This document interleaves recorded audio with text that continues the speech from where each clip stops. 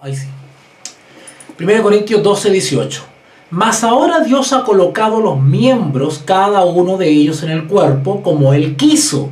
Quiero poner énfasis en eso porque el que escoge, el que decide qué don te da, es el Señor.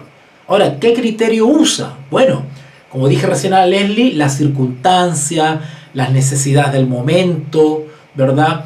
Tomará en cuenta tus propios talentos, habilidades naturales con las que has nacido, ¿no es cierto? Hay personas que tienen facilidad para hablar, para la retórica, para el discurso. Bueno, Dios los usará en ese ámbito. Hay personas que tienen cierta cultura, vocabulario, ¿no es cierto? Se manejan con la comunicación oral. Bueno, Dios los usará para eso, ¿verdad? Versículo 19. Porque si todos fueran un solo miembro, ¿dónde estaría el cuerpo? Pero ahora son muchos los miembros, pero el cuerpo es uno solo. Noten cómo va haciendo el paralelo entre un cuerpo humano y la iglesia. Pero ahora, versículo 21. Ni el ojo puede decir a la mano, no te necesito, ni tampoco la cabeza a los pies.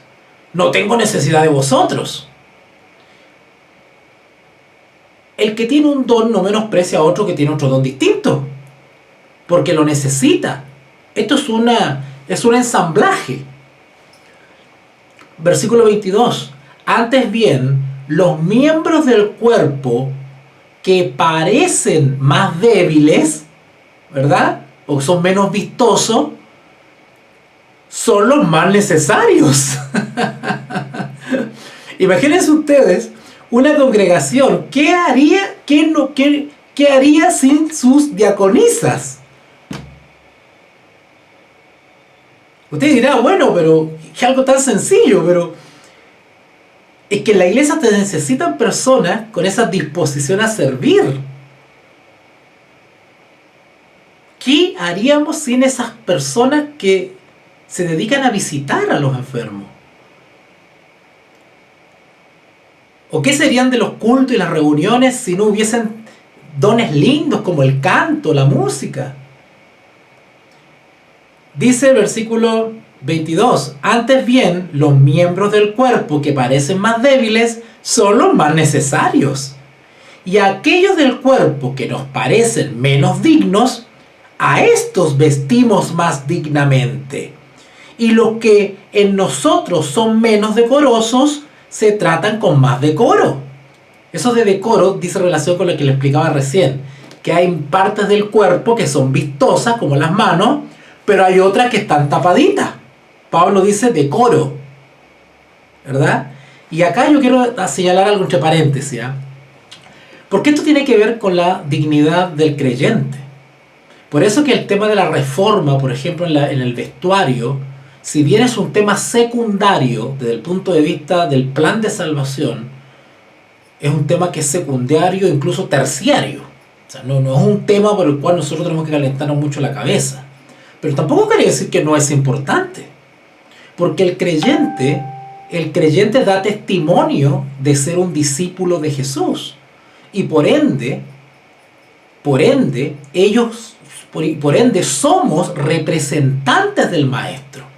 Por lo tanto, tanto en varones como damas, debe generarse, por obra del Espíritu Santo y del entendimiento, tiene que generarse un estilo de vida pudoroso, decoroso, digno, decente. Y eso implica que hay ciertas partes del cuerpo que tienen que mantenerse cubiertas. ¿Se dan cuenta? Y esto no es majadero, esto no es para hacer la vida a cuadro a los hermanos y a las hermanitas. No. Esto se trata de dignidad. Y eso es algo que el Espíritu Santo va desarrollando en nosotros. Por eso que mal está que cuando llegan unos hermanitos nuevos a la iglesia, lo primero que se le dice, hermanita, bájese la falda, tápese el escote, ¿verdad? Hermano, no use los pantalones tan apretados porque se le ve el trasero se le nota mucho, ¿verdad? Esas personas caen en la categoría de débiles en la fe. No los que están vestidos de una manera, los que andan atrás diciéndole que cambien la manera de vestir. Los débiles en la fe son los que le andan diciendo que cambien la manera de vestir. Porque eso no es labor de ustedes, de nosotros, es labor del Espíritu Santo.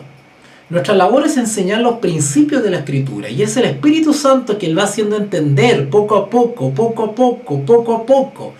a esa dama que llega con la falda muy cortita, ¿verdad? Insinúa mucho. Bueno, el Espíritu Santo es el que la va transformando de adentro hacia afuera, y la Escritura le va enseñando que los discípulos de Jesús somos decorosos, somos dignos, ¿no es cierto?, en nuestra imagen, pudorosos, ¿no es cierto? Pero eso es una obra de transformación que la hace el Espíritu Santo, ¿ok? A propósito de lo que dice acá sobre ciertos miembros, ¿verdad? Vamos a repetirlo. Dice el versículo 22, 1 Corintios 12, 22, antes bien los miembros del cuerpo que parecen más débiles son los más necesarios, y aquellos del cuerpo que nos parecen menos dignos, a estos vestimos más dignamente. Y los que en nosotros son menos decorosos, se tratan con más decoro, ¿verdad? Porque los que en nosotros son más decorosos no tienen necesidad, pero Dios ordenó el cuerpo, dando más abundante honor al que le faltaba. ¿Ok? ¿Qué quiere explicar con esto? Que hay dones espirituales que no son tan vistosos, pero Dios ha escogido hacerlos no vistosos, pero no son menos importantes. Absolutamente, son necesarios.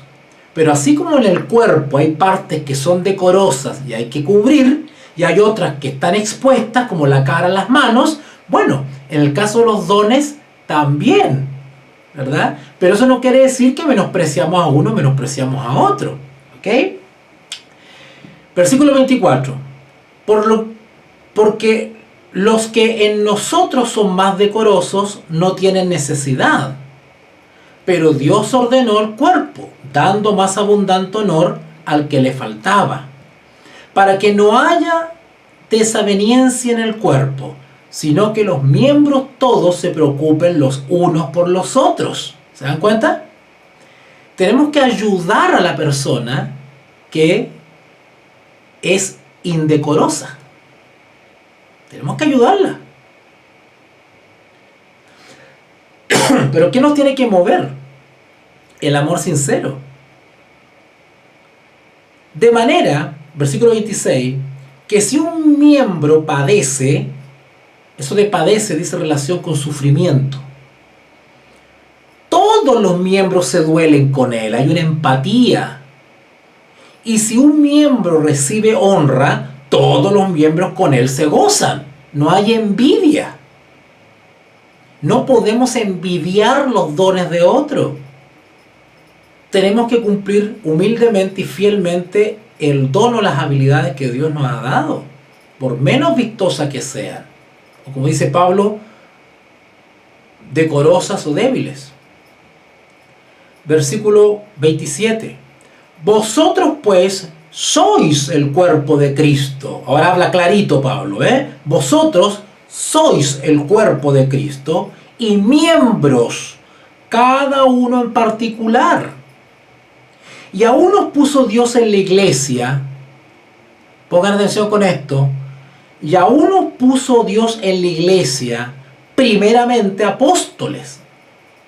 Apóstoles quiere decir enviado. Desde el punto de vista etimológico, es decir, del origen de la palabra apóstol, todos somos apóstoles. Todos somos enviados. Todos. Desde el punto de vista etimológico. ¿Vale? Pero desde el punto de vista del llamado a ejercer el ministerio que ejercieron los apóstoles, solamente la identificación como apóstol se reserva a los apóstoles que vivieron con Jesús. ¿Ok? Ahora usted me dirá, bueno, pero hoy en día también se le está llamando a algunos apóstoles. Bueno, repito, Desde el punto de vista etimológico, sí, todos somos enviados, todos somos apóstoles. Pero estos apóstoles que han salido hoy día usan la función de apóstol como un título. Lo usan como un título, como una autoridad eclesiástica. Y eso no está correcto. Así que tradicionalmente la iglesia cristiana nunca ha usado la denominación de apóstol para ningún ser humano más. ¿Ok? Solamente los apóstoles y Pablo.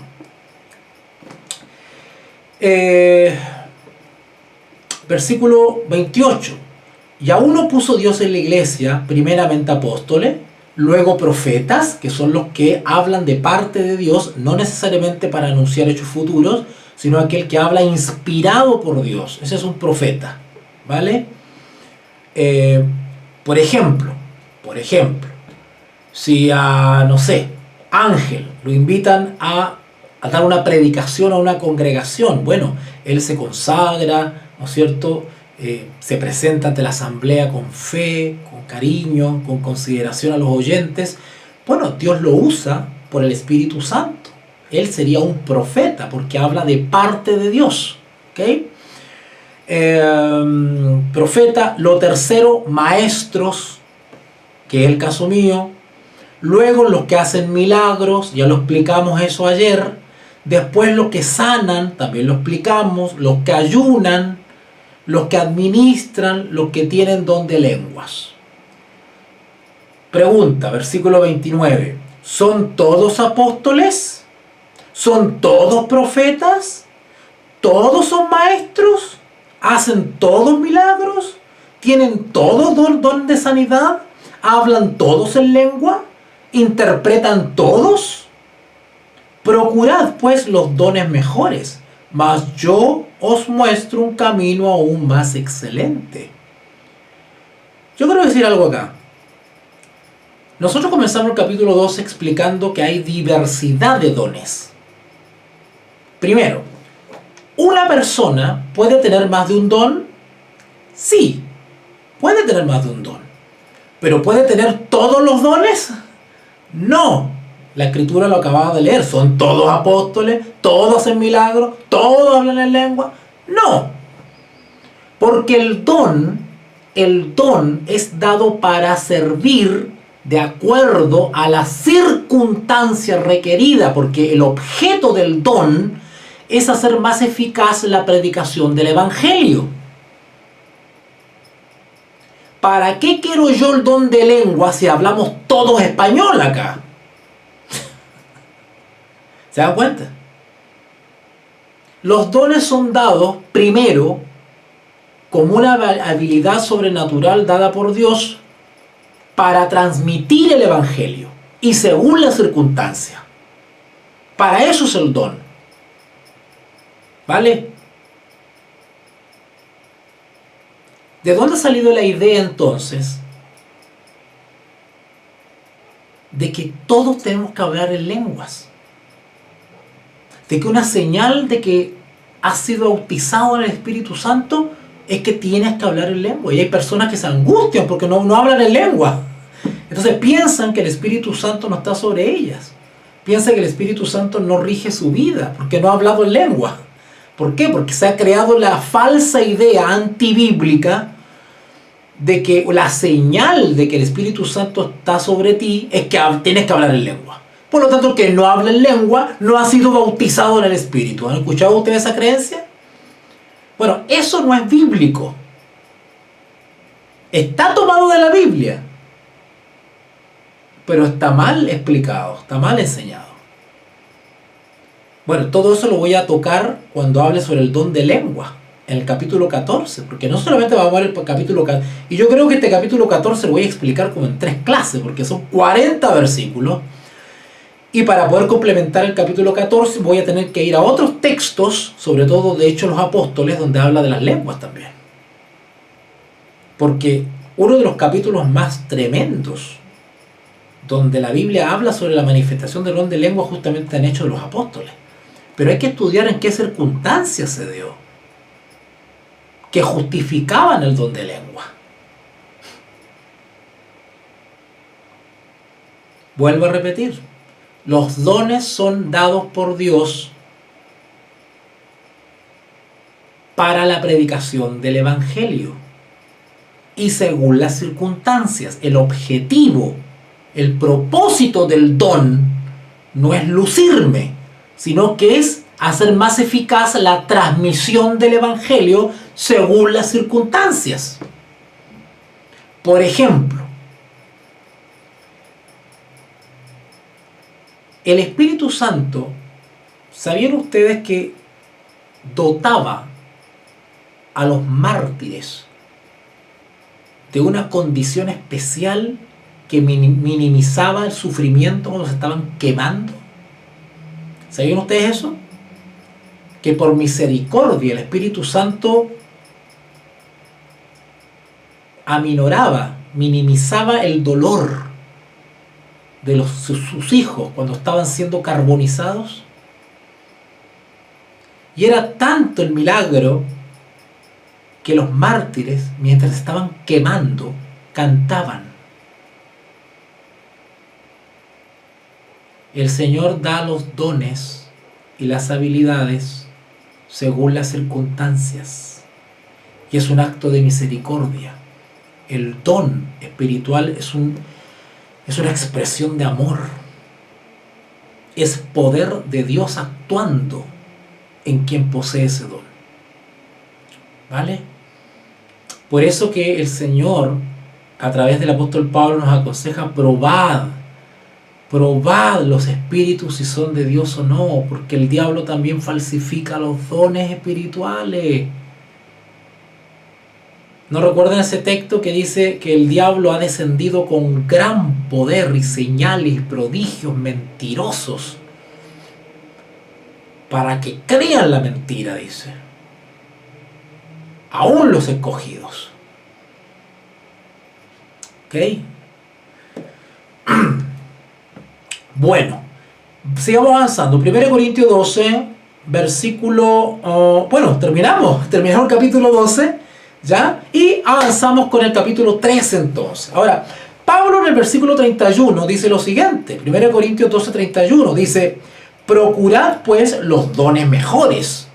A ver, no que hayan mejores o peores. Cuando dice mejores, se está haciendo referencia a los dones que son más vistosos para la predicación del Evangelio.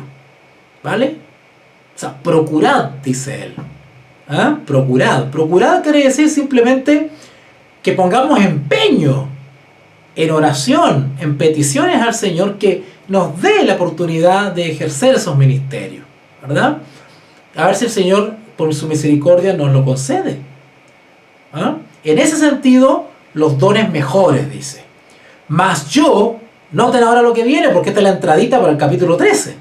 Mas yo os muestro un camino aún más excelente todavía. ¿Cómo es eso? Procurar los dones, pero yo les muestro un camino mejor todavía. ¡Wow! ¿Qué cosa mejor sería que un don?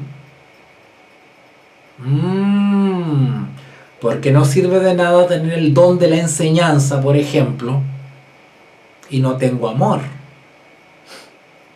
¿Se dan cuenta?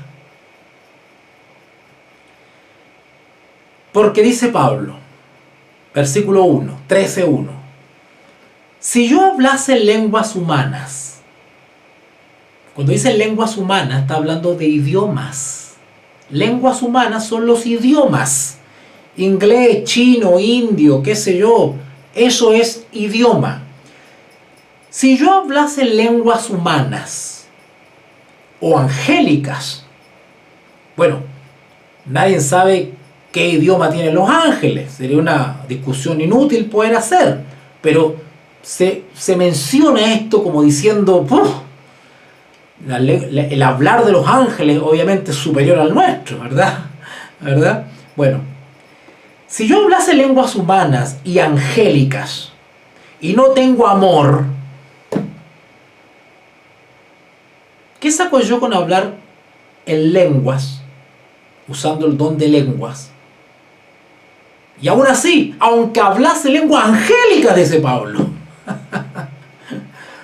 pero no tengo amor. Es decir, el ministerio que ejerzo no está fundado sobre los principios del amor de la ley de Dios. Amor a Dios y amor al prójimo. No sirve. No sirve. Ahora, ¿quiere decir eso que cuando yo hablo en lenguas y no tengo amor, las personas que me escuchan no aceptan a Jesús? Sí, lo pueden aceptar. Pero cuando toque la hora del juicio y yo sea pesado en balanza, todas esas lenguas que hablé no servirán de nada, porque no fueron motivadas por el amor. Cuando Pablo dice acá, y no tengo amor, lo está diciendo desde el punto de vista de la motivación del móvil, lo está diciendo desde el punto de vista de los principios que me mueven, porque todo eso va a ser juzgado. El hablar en lengua es obra. ¿Pero qué funda esa obra? ¿El amor? ¿No dice la Escritura, muéstrame tu fe por tus obras?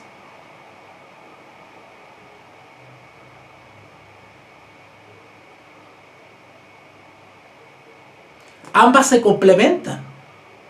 La obra, el acto externo, la conducta, el testimonio y el motivo. Ambas cosas se van a evaluar en el juicio.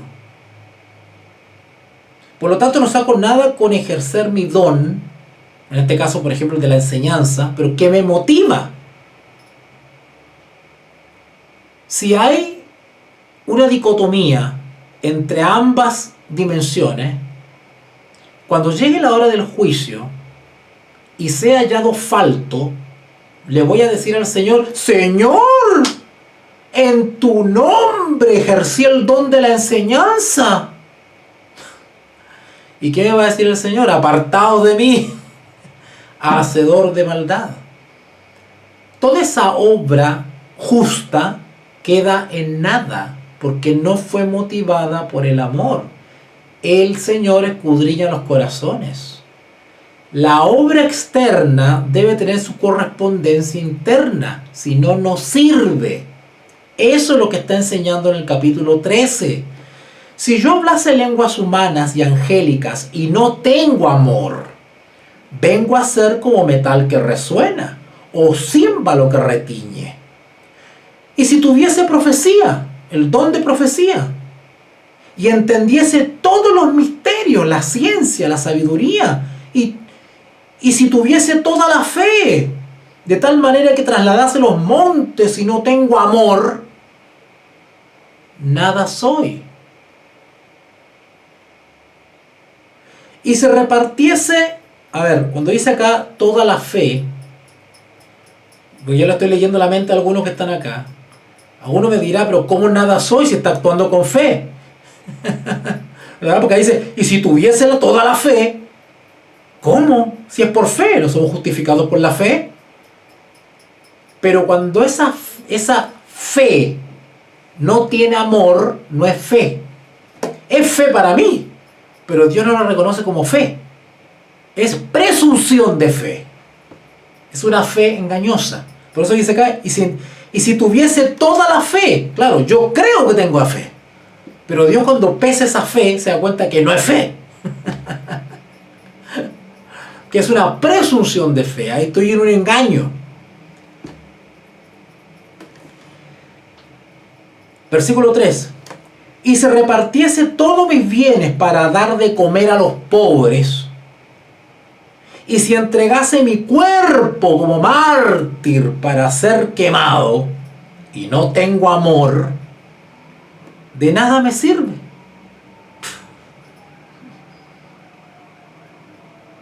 Wow. Ahora Pablo dice acá, si entregase mi cuerpo para ser quemado. Bueno, acá está hablando de martirio. Pero en los tiempos de Pablo no se quemaba. No se quemaba a los herejes. Ni se quemaba a los delincuentes, porque los castigos o las sentencias de muerte en ese tiempo, el tiempo que Pablo escribió esta carta, eran o la decapitación, la crucifixión o la lapidación, el apedreamiento. No se quemaba la gente como castigo. Algunos creen que este texto es profético.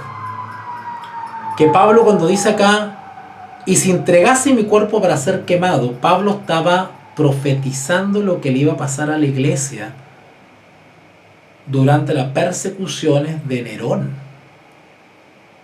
que no estaba muy lejos de que cuando escribió esta carta, que Pablo es contemporáneo a Nerón, pero todavía no se perseguía a la iglesia. Posteriormente vinieron las persecuciones de Nerón y de Diocleciano, si no me equivoco. Bueno, y ahora Pablo comienza a describir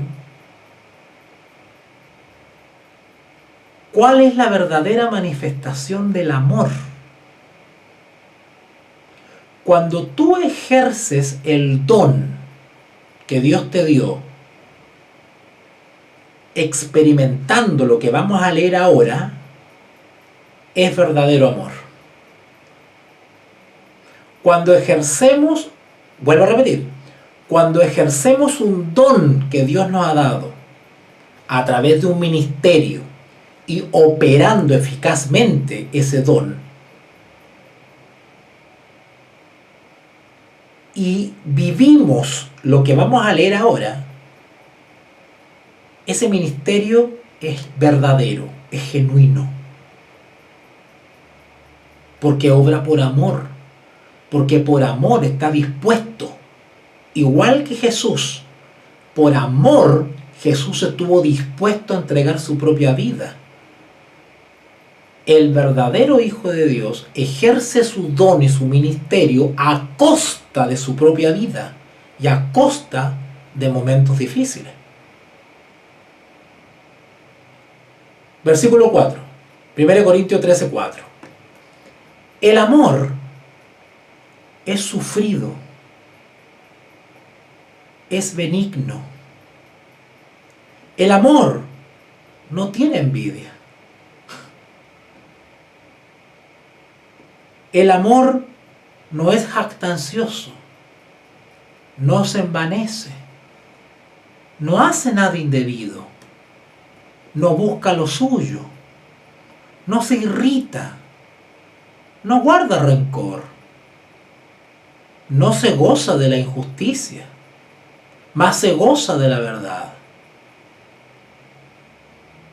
Todo lo sufre, todo lo cree, todo lo espera, todo lo soporta. El amor nunca deja de ser. ¿Por qué no deja de ser? Porque es un principio. El amor es un principio,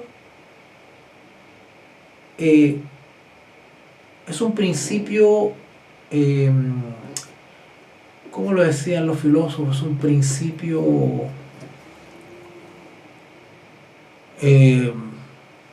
no me acuerdo la palabra ahora, pero un principio que nos mueve, es un principio que nos impulsa, es un principio que nos rige, es un principio que nos conduce, es un principio que nos gobierna, es un principio que subyuga todo interés propio.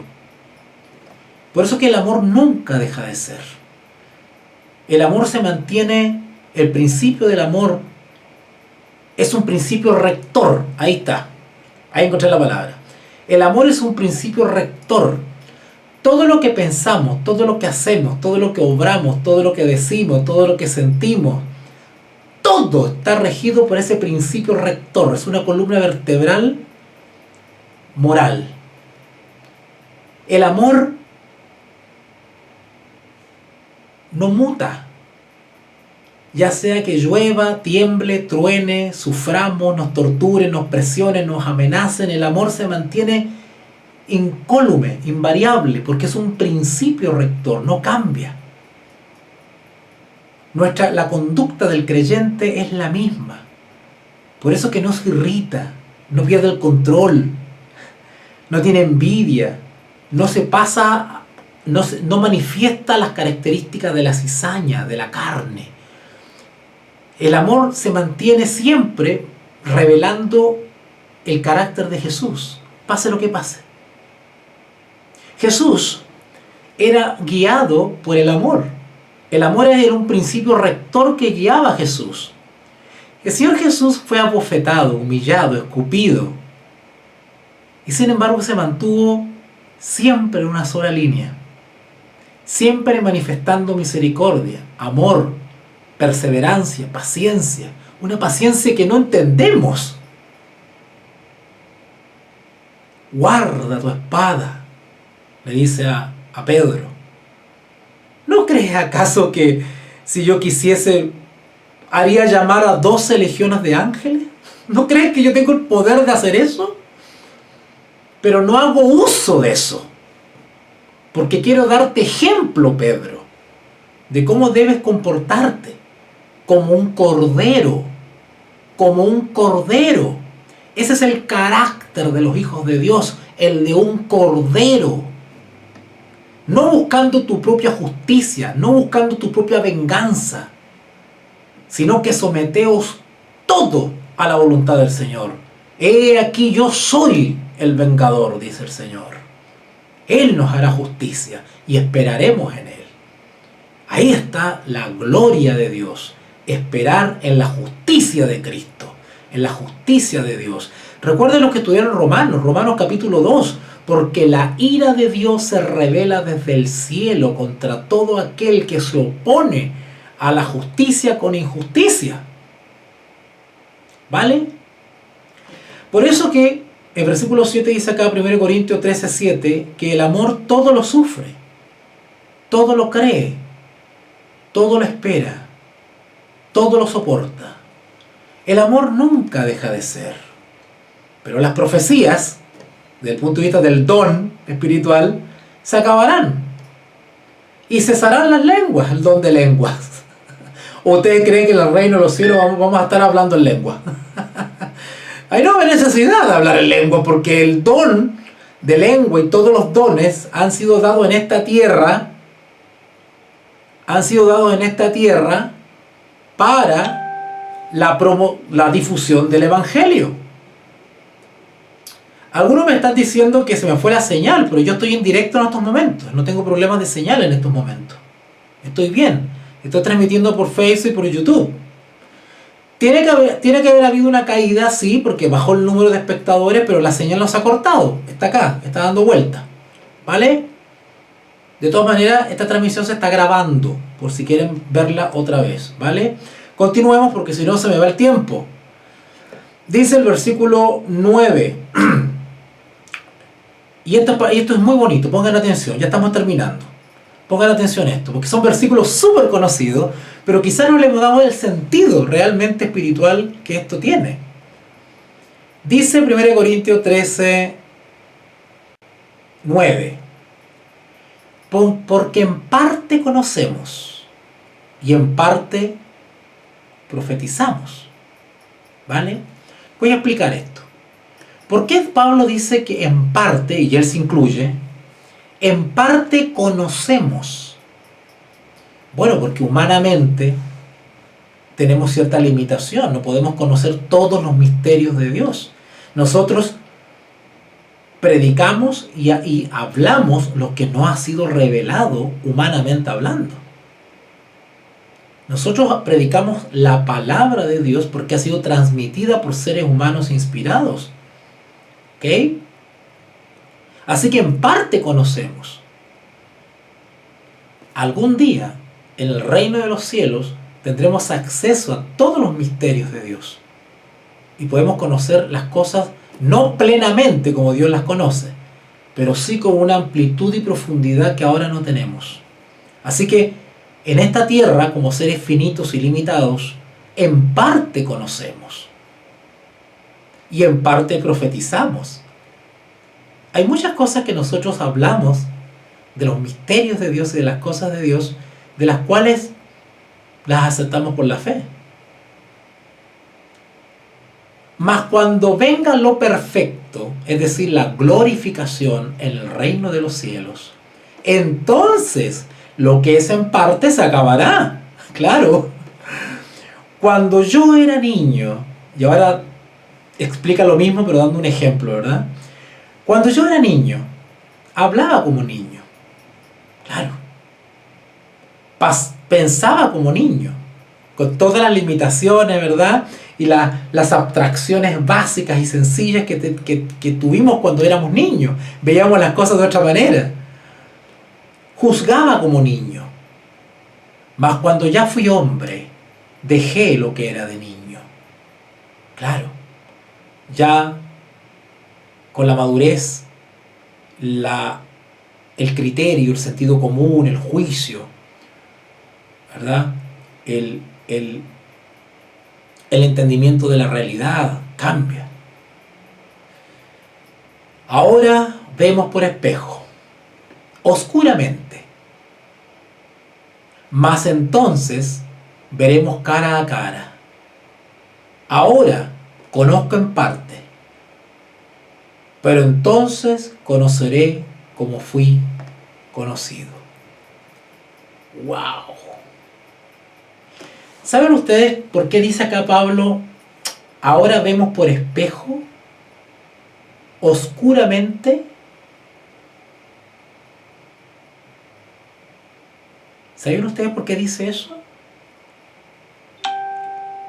¿Por qué hablamos por qué vemos oscuramente como por un espejo? ¿Saben ustedes por qué dice eso? Ya, afírmense, porque se pueden caer de la silla. Afírmense. Yo estoy seguro que esto no se lo han explicado, ni que nadie se lo ha explicado. Y el Señor esta noche lo va a explicar. El apóstol Pablo dice acá, ahora vemos estoy en 1 Corintios 13:12. Ahora vemos por espejo. Note, no dice no vemos, dice vemos. Pero como por un espejo. No vemos directamente. Vemos de alguna manera un reflejo. No vemos directa o claramente. Y de hecho después dice oscuramente. Oscuramente. Claro, esto tiene que ver con el versículo 9. Porque en parte conocemos y en parte profetizamos. Claro, no entendemos ni vemos necesariamente con toda la plenitud y la claridad los misterios de Dios,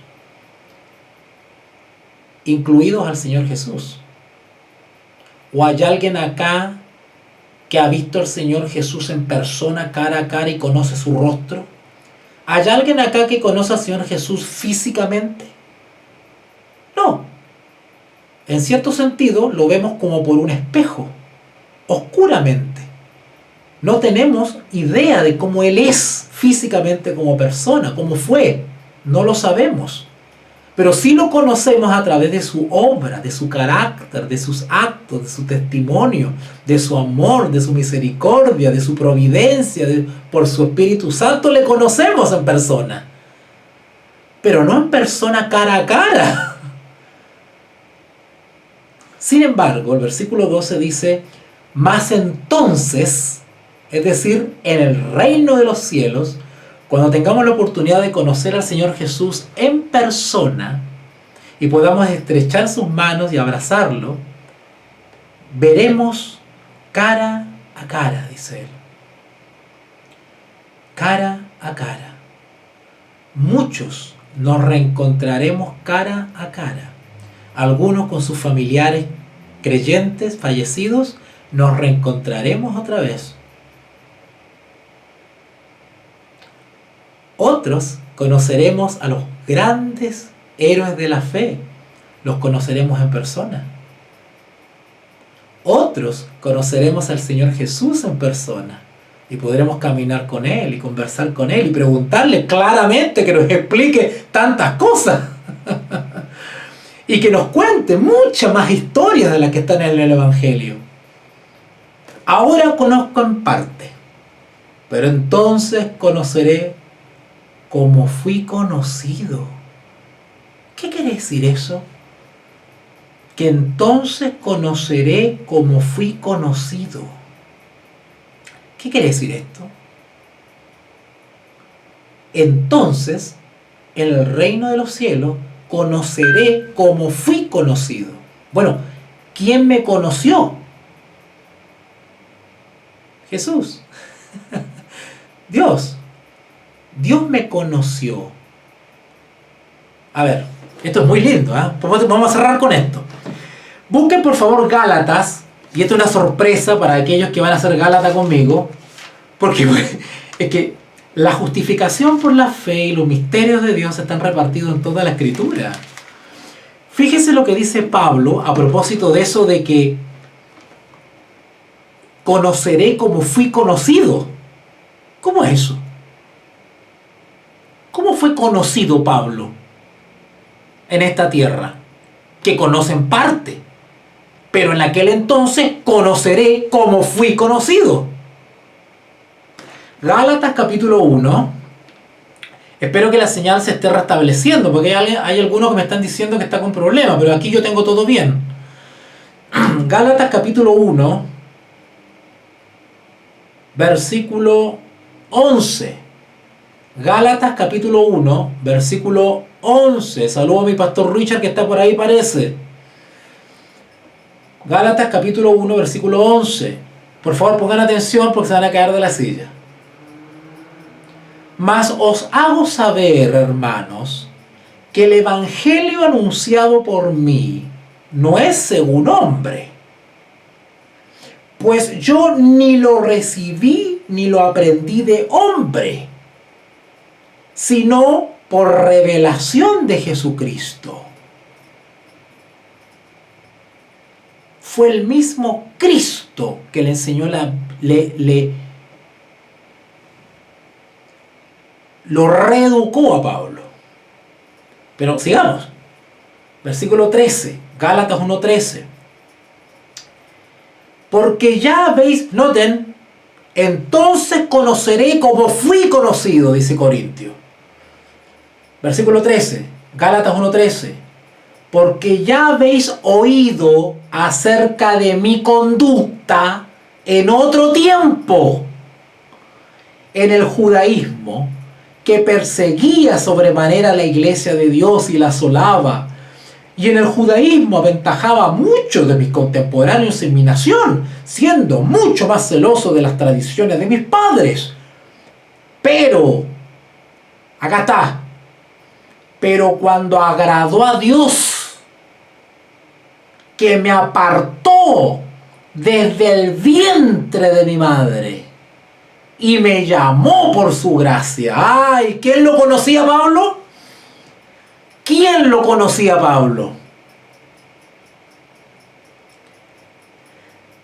El Señor lo conoce a cada uno de nosotros desde el vientre. Desde el vientre nos conoce. ¿Vale? ¡Wow! Así que vamos cerrando entonces 1 Corintios 13. Pablo seguramente se va a enterar en el reino de los cielos de todo cómo fue que Dios lo condujo hasta llegar a ser el famoso Pablo. Versículo 13 entonces, y ahora permanece en la fe, la esperanza y el amor. Estos tres, pero el mayor de todos ellos es el amor. Es el principio rector que debe mover a todo hijo de Dios. ¿Okay? Bueno, parece que tuvimos problemas con la señal. Me dicen que se cortó, pero está todo grabadito. Así que los que no alcanzaron a ver la parte final, buscan el video después, lo adelantan y ven la última partecita para que no se lo pierdan, ¿vale? Ok, bueno, parece que estoy solo hablando aquí. Bueno, voy a orar entonces para... que yo tengo todo bien aquí. Señal en directo, Facebook, YouTube, no tengo problema. No sé qué habrá pasado, pero están diciendo que se cortó. Pero bueno, vamos a hacer una oración entonces. Saludos a mi pastor Richard, su esposa, y a la hermanita María, siendo por ahí revoloteando también. Bueno, vamos a hacer una oración para dar término a este análisis Y recuerden, el próximo lunes vamos a estudiar 1 Corintios 14, el don de lenguas. Vamos a ver qué pasa con las lenguas, y aunque se desplomen los cielos, yo voy a decir lo que tengo que decir. Bueno, ya adelanté algo ya. ¿Hay falsos don de lengua hoy día en la iglesia? Sí. ¿Quién los produce? El diablo, dentro de la iglesia. Y vamos a estudiar el verdadero don de lengua de la Biblia. Y van a ver ustedes cómo el diablo ha falsificado el verdadero don de lengua y ha metido un don de lengua en las congregaciones falso.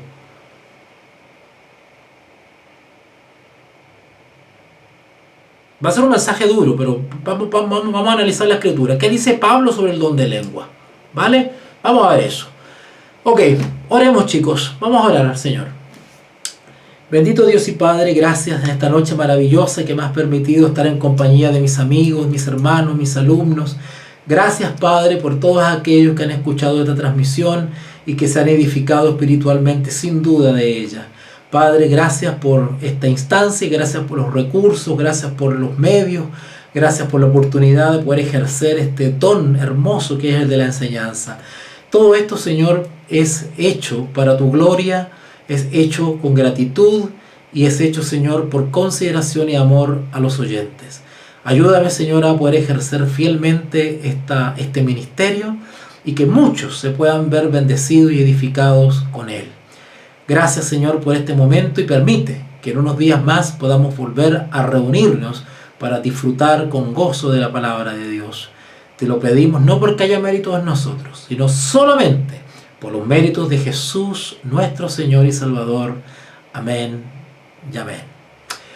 Bueno, amigos, los dejo con problemas de señal y todo, pero ya está, pasan estas cosas. Está todo grabado, lo subo en unas horas más, va a estar disponible en los canales. Así que un abracito, Dios les bendiga y estamos en contacto. Te invitamos a comprometerte mes a mes y apoyar al DFI, Docencia Final Internacional. Tu donación es nuestro salario. Que Dios te bendiga.